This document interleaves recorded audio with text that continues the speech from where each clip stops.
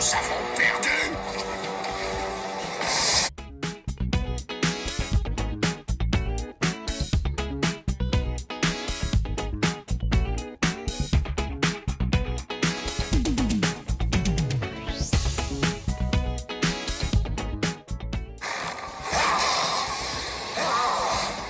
Le Nazaréen.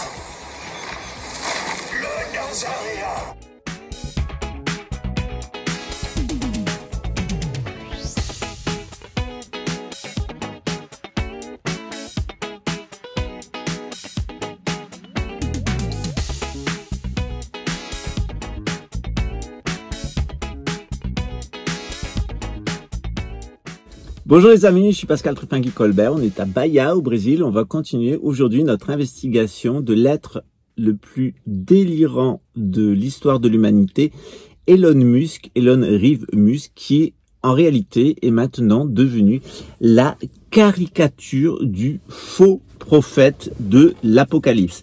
Ce faux prophète, eh bien, il servira l'antéchrist lui-même, et il s'appuiera sur la bête qui monte de la terre, l'électricité avec tout ce qui va derrière, l'informatique, etc., le nombre, le fichage et tous les pouvoirs régaliens qui seront complètement contrôlés parce qu'il s'annonce être bien la destruction des États et la venue du Léviathan et la venue des GAFA, hein, avec cet énorme accord entre le Vatican, Gavi, les GAFA, la City of London, la banque Rothschild et la fondation Rockefeller, sur un revenu minimum universel qui serait associé à une obligation vaccinale et une identification au front et au doigt.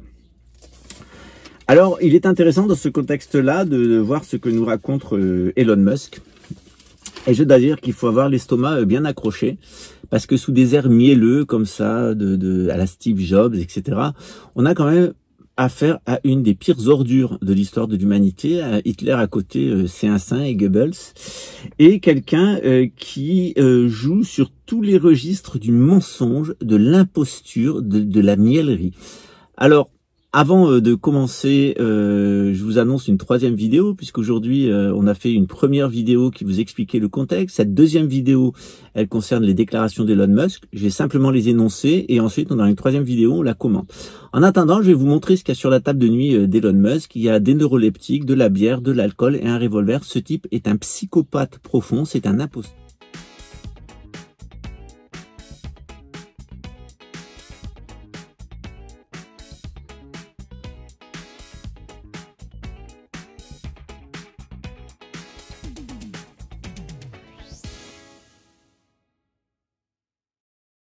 C'est un imposteur, il n'a jamais rien inventé, ce n'est qu'un guignol possédé, une marionnette du lobby militaro-industriel américain et tout ce qu'il y a derrière, la rétro-ingénierie, et derrière la rétro-ingénierie, je vous renvoie à ma chaîne Pascal Truffaut-Guillaume, un accord. En réalité, cet accord, c'est un accord de dupes.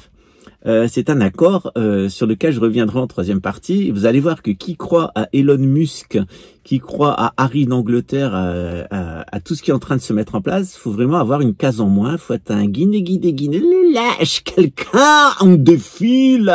C'est-à-dire, on a à peu près les 2/3 de l'humanité qui sont des êtres complètement débiles, d'une débilité profonde, complètement édomisés, des gogoles.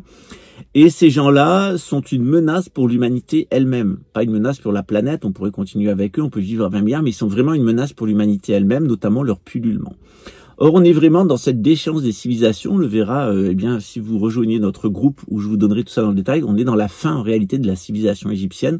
On est dans une anti-civilisation égyptienne. Dans le cadre de cette anti-civilisation, eh bien, on va avoir un pullulement de la caste la plus basse, celle des esclaves.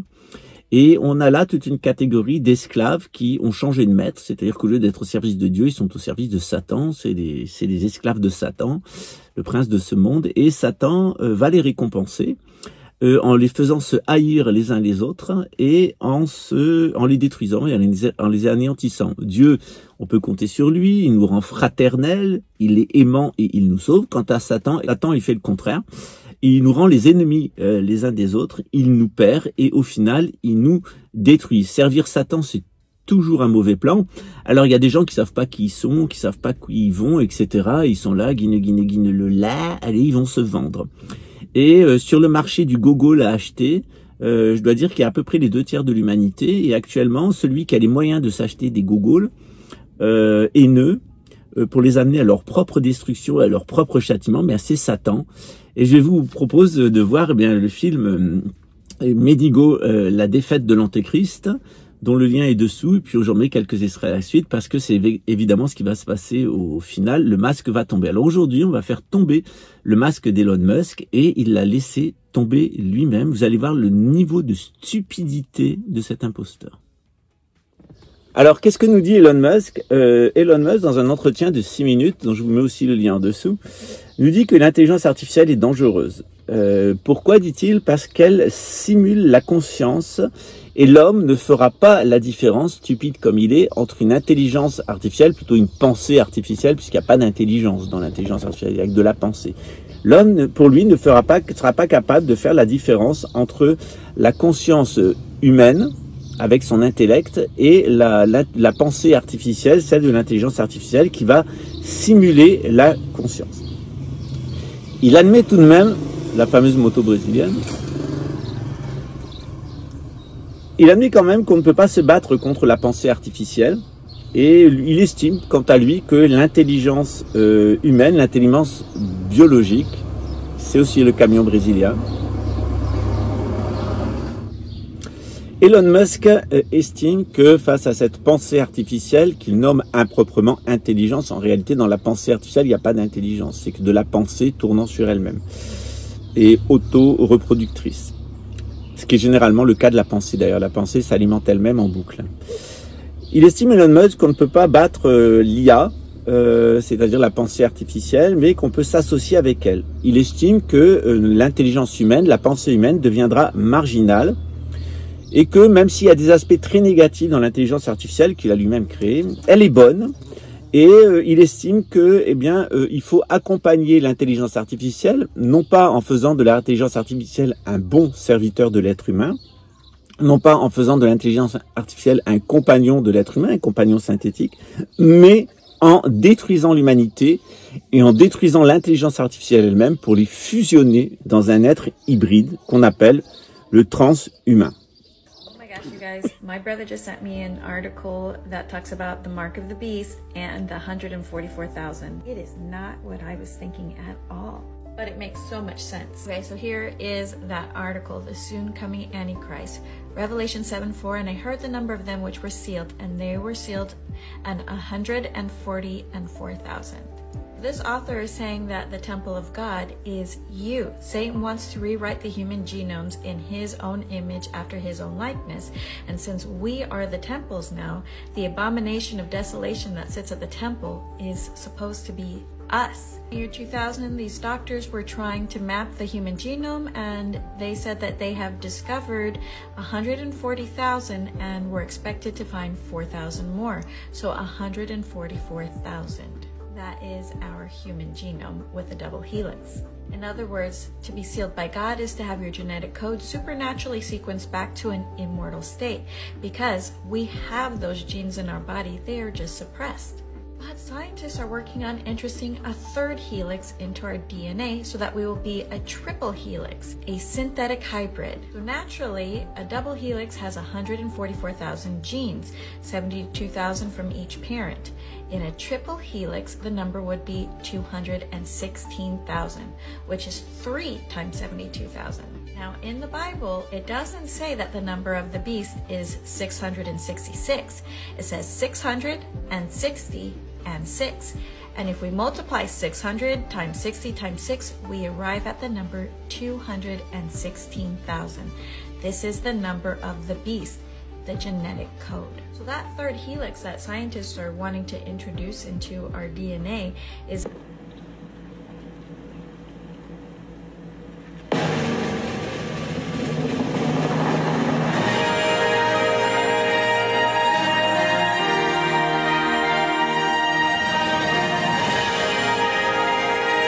Elon Musk nous dit que l'homme est en réalité quelqu'un d'assez limité intellectuellement parce qu'il s'intéresse à son environnement immédiat et à son temps à lui, et il ne considère pas l'environnement cosmique en général, notamment l'intérêt de la planète, et puis l'histoire de l'humanité comme un ensemble. Alors c'est ce qu'essaye de nous faire croire dans Homo sapiens sapiens, c'est Homo Deus Yuval Hariri, la folle antisémite, anti-métaphysique, maîtresse enfin c'est son mari de Klaus Schwab, hein, voilà, Dr Schwab. Il estime que l'intelligence artificielle peut décider de détruire l'humanité pour des raisons logiques à court terme, comme par exemple sauver la planète. Donc pour lui c'est clair, l'intelligence artificielle va faire un calcul rationnel, et pour elle, il y a tout intérêt à détruire l'humanité pour sauver la planète. Il suffit de programmer l'intelligence artificielle et elle le fera. Elon Musk dit qu'évidemment c'est bon pour l'humanité parce que si on laisse faire les êtres humains sont infantiles, ils raisonnent à court terme, ils raisonnent localement, et si on veut sauver l'humanité, si on veut sauver la planète, eh bien il a une solution. Sa solution, c'est de faire prendre conscience à l'humanité qu'une destruction totale peut être obtenue par le nucléaire et par le choix de l'intelligence artificielle. C'est-à-dire que l'intelligence artificielle, en faisant des choix rationnels auxquels elle a été programmée, peut mettre en place la décision d'exterminer l'humanité et de n'en garder qu'une petite partie, ça va venir à la suite. Pour lui, la civilisation, c'est pas un processus constant, c'est un processus qui a des hauts et des bas et qu'elle peut être interrompue. Et il prend comme exemple, eh bien, l'histoire des communautés de primates. Il dit que si on prend par exemple l'exemple de la manière dont les humains ont marginalisé les primates, on a une anticipation de ce qui va se passer avec l'intelligence artificielle. Il dit que les humains ont occupé l'espace et les primates n'ont survécu que dans des zones extrêmement réduites. Donc il s'imagine de la même façon que nous sommes des primates, que l'intelligence artificielle nous est supérieure, et que l'intelligence artificielle va prendre la décision, puisqu'elle a été programmée pour cela, de sauver la planète en concentrant les êtres humains et en faisant des hybrides intelligence artificielle êtres humains qui vont être stockés dans des villes. Ceux-là seront protégés. Jacques Attali nous le dit, vous allez le voir à la suite. Il y en a environ 500 millions qui seront gardés, 120 millions d'élus et 380 millions de zombies qui seront leurs bâtards obtenus par des matrices artificielles. Donc je vous laisse voir en confirmation la vidéo de Jacques Attali. Il est évident que ça se terminera un jour par un gouvernement mondial équilibré, démocratique, qui mettra en place des règles, qui dominera le système financier, ne sera pas dominé par lui. Tout ça aura lieu. Les plus jeunes dans cette salle le verront. Comme il y a une monnaie européenne, il y aura une monnaie mondiale, il y aura un revenu minimal mondial. Tout ça existera. À mon sens, l'humanité va se diviser en 3 catégories. Les nomades de luxe, qui disposeront de tous les outils de la liberté, et dont on vient de parler, y compris de la liberté génétique, de devenir un autre. Ceux-là, ils vont être peut-être 100 à 150 millions, ils auront tous les moyens du mouvement absolu, déraciné, libre, mais la liberté, le déracinement sera un luxe et non pas une souffrance. À l'autre bout, il y aura 5 à 6 milliards de nomades de misère qui seront obligés de bouger de la campagne à la ville, d'une ville à l'autre, simplement pour trouver à manger. Et au milieu, il y aura une catégorie centrale, une sorte de classe moyenne, qui vivra dans l'espérance illusoire de rejoindre les nomades de luxe et dans la terreur réelle de basculer dans l'infranomadisme. Et qui les regardera les uns à la télé, dans les journaux qui leur montrent la vie des nomades de luxe, et qui, à la télé, se réjouira de voir le spectacle de la misère des autres en se réjouissant de ne pas en être. Ça, c'est les 3 catégories qui sont en train d'apparaître. Au final, nous dit Elon Musk, eh bien, l'humanité sera amenée dans des villes, elle sera accouplée sous forme de transhumain avec l'intelligence artificielle, donc on n'aura plus d'intelligence artificielle pure et on n'aura plus d'êtres humains purs, on aura des mutants qui seront un ensemble des deux. Alors, l'idée de faire des mutants, c'était déjà l'idée des nazis, qui voulaient faire des mutants qui s'appelaient les Aryens, des mutants physiques, et les soviétiques, c'était de faire des mutants mentaux. C'est-à-dire c'était l'homme soviétique. Donc dans les 2 cas, il fallait faire un nouvel homme, un homme mutant. Cet homme mutant, c'était un arien, et après c'était un soviétique. Alors ça n'a pas fonctionné, hein. L'homme arien, ça a terminé par le grand remplacement de tous les édomites d'Allemagne par des populations venues du monde entier. La race blanche est en train de disparaître, avec perte et fracas.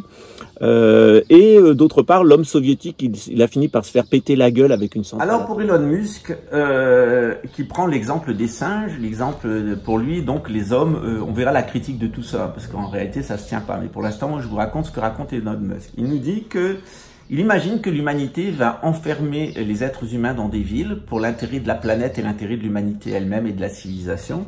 Donc ils vont ensuite permettre à la planète de se régénérer sans êtres humains, stocker les êtres humains qui deviendront des mutants dans des grandes villes.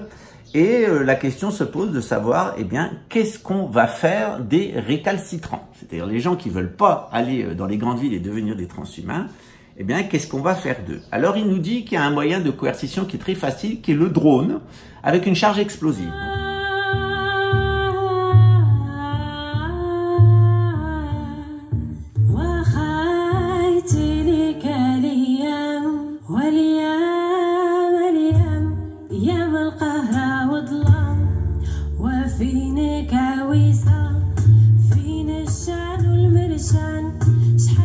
Je vous explique que grâce à la reconnaissance faciale et grâce à des drones qui coûtent rien du tout, on enverra des milliards de drones dans la nature à la chasse aux êtres humains qui auront été identifiés par la reconnaissance faciale et on leur fera péter la gueule. Voilà. Elon Musk d'ailleurs va encore plus loin et il nous dit que en réalité on n'a aucun moyen d'y échapper, tout simplement parce que l'intelligence artificielle est capable de générer des fakes. Des fakes qui agissent sur nos structures neurologiques et ils parlent notamment du neuromarketing par lequel ils ont orienté les élections. Vous savez que Jair Bolsonaro a été élu et le Brexit a été obtenu par le travail de Cambridge Analytica. C'est une intelligence artificielle, un ordinateur quantique du renseignement anglais qui est à la frontière de l'Écosse, qui est d'ailleurs l'auteur des stratégies d'intoxication de QAnon et de Anonymous. Tout ça, c'est fait par l'intelligence artificielle. Et donc cet ordinateur avait profilé par Facebook les gens et puis on leur donnait des fake news. Alors je vous ai montré la vidéo des bolsonaristes ici, c'est un exemple de personnes qui sont soumises aux fake news. Ça a été grotesque, c'est-à-dire ils leur ont fait croire qu'ils pouvaient appeler les extraterrestres en mettant leur téléphone sur leur tête, ils appelaient l'armée au secours. Actuellement, les bolsonaristes ont appelé à commettre des attentats contre les membres du PT. Donc moi, qui suis un membre du Parti des Travailleurs ici, on m'a proposé, on m'a conseillé de me mettre à la campagne et en me disant que je pourrais être assassiné par des bolsonaristes qui seraient complètement en état hallucinatoire. Voilà, donc l'essentiel c'est de créer un climat de guerre civile. Alors évidemment tout ça, ça doit amener la fin de la démocratie, ça doit aussi discréditer la résistance parce que le grand objectif c'est de discréditer d'une façon absolue la résistance, notamment la résistance patriotique de droite.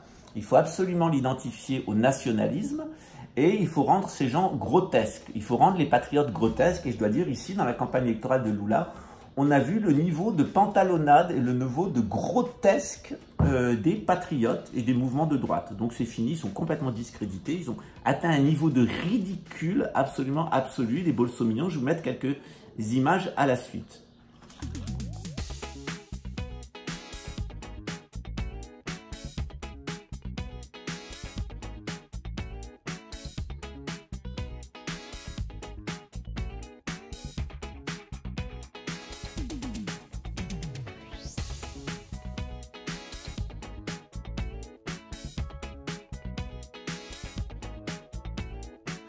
Alors Elon Musk continue en disant qu'évidemment, une fois qu'avec des drones, on aura fait péter la gueule des populations, qu'on aura mis fin à la démocratie par le neuromarketing, qu'on aura enfermé les gens dans des villes, c'est l'hyper-guerre et l'hyper-démocratie que nous annonce Jacques Attali, il nous dit que ça sera bon. Même s'il y a des morts, il faut compter 6 à 7 milliards de morts, mais c'est pas grave, ça va permettre de sauver la planète, de sauver la civilisation, en tout cas celle des Édomites.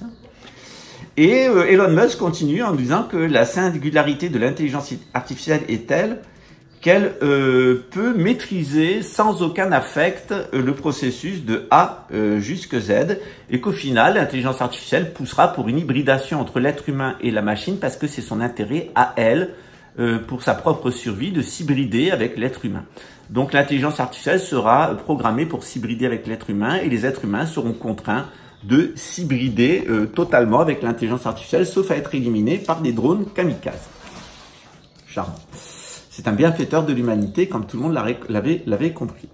Donc, Elon Musk dit que de toute façon, c'est une évolution logique de la technique. Après tout, l'être humain a choisi la technique, donc il est normal qu'il tombe dans une technocratie où serait gouverné par des machines qui déciderait de créer, sur la base des primates que sont les êtres humains, des êtres mutants supérieurs. C'est l'homo deus, tel que l'enseigne Yuval Harari.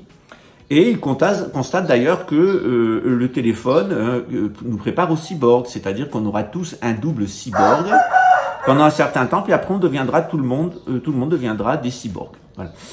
Quand on l'interroge sur le domaine des prophéties, il a la même réaction que Klaus Schwab. Il dit que c'est et de Sadhguru, que c'est une insulte à leur intelligence. Ils se croient plus intelligents que les prophéties. Voilà. Et donc, je sais pas s'ils ont la fièvre typhoïde, mais enfin, ça a l'air le système vagal a l'air d'être très atteint chez Elon Musk. Et on nous dit qu'en réalité, les prophéties vont être remplacées par l'oracle statistique. Vous savez qu'on interroge, il y a des bots qui vont sur Internet et qui interrogent Internet sur l'avenir, voilà, sur l'avenir des marchés, l'avenir de l'humanité, etc. En fonction de ce que vous racontez dans ces incessantes conversations de bonnes femmes idiotes et ces gros bras qu'il y a sur Internet. Donc ces gens-là passent leur temps au téléphone à raconter leur vie de débiles. L'intelligence artificielle est en train de croire que l'humanité est une humanité de débiles. Je dois dire qu'il y a à peu près 2/3 de la population qui donne tous les jours la preuve à l'intelligence artificielle que les édomites sont des débiles et qu'il vaut mieux se débarrasser des édomites. Voilà. Enfin, pour l'instant, l'intelligence artificielle fait pas la différence entre les sémites et les édomites. Donc, il va avoir un carton.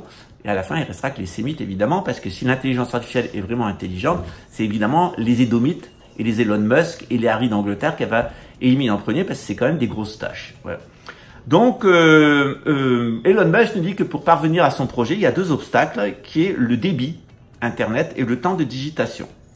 Donc, pour lui, les 2 gros progrès à venir, c'est le Starlink, qui va permettre d'avoir de l'Internet au débit partout dans le monde, ça va être très bien. Et ensuite, le temps de digitation qui va être raccourci grâce à l'obéissance par la pensée de l'informatique. C'est dans les 2 sens. Vous allez obéir à la pensée, vous allez faire obéir l'informatique par la pensée, et l'informatique va vous faire obéir par la pensée aussi. Ça marche dans les 2 sens. Donc, il propose une interface qui s'appelle un chip qui s'appelle Neuralink.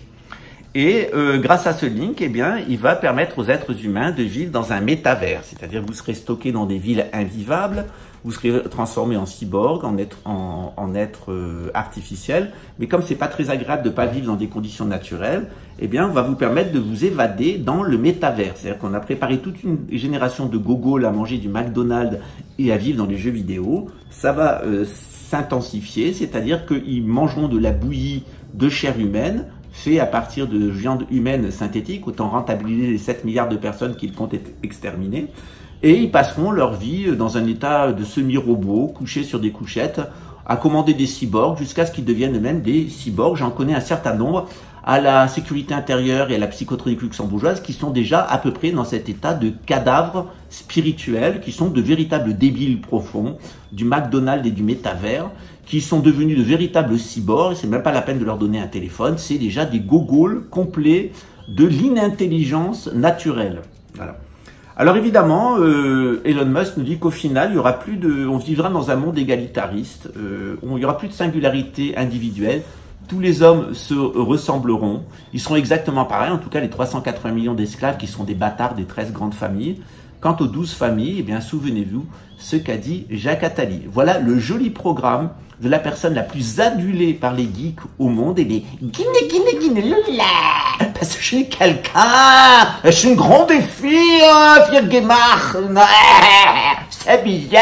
Voilà, c'est ces gogoles-là qui passent leur temps à nous pourrir la vie jusqu'à ce que le programme qui leur est destiné, c'est-à-dire d'aller jusqu'au bout de leur déphasage avec la nature et de leur transformation en épave biologique, amène à leur propre destruction, parce qu'en réalité, ces gens-là sont des suicidaires qui sont en train de se détruire, sauf qu'ils ont décidé de ne pas se suicider tout seuls. Voilà. Une fois de plus, je vous invite à voir le film de Stanley Kubrick, Docteur Folamour, ou comment j'ai arrêté de me préoccuper et j'ai appris à aimer la bombe. On y est presque. Et tout ça, c'est le lobby militaro-industriel qui a recruté absolument tous les résidus de fonds de chiottes génétiques qu'on pouvait trouver dans l'humanité, en particulier dans le monde occidental édomite. Il est clair que la résistance, elle va s'organiser, et que venant de Chine, venant du continent américain et venant de l'Afrique, il y a quand même une surprise finale qui attend Elon Musk et Harry le Gogol. Mais ça, c'est le 3e épisode.